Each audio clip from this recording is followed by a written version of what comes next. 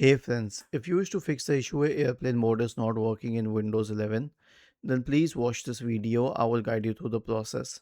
So here's the thing. Now airplane mode may be hidden from this menu. So you can click on the download pointing arrow and you will find it here. Okay, so this is one thing. If you still don't find it, then you can restart the radio management service.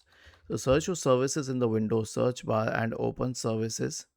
And then you can scroll down to the radio management service, right click on it, and then you can select restart. The next solution will be to update the network drivers. Okay, search for device manager in the Windows search bar and open device manager. Expand the list for network adapters, right click on the MediaTek one and update the drivers.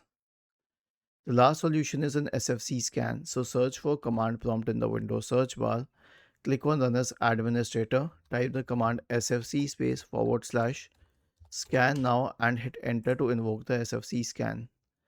Was this helpful? If yes, then please subscribe to the channel. If not, then let us know in the comment section of the video on how we could help you further.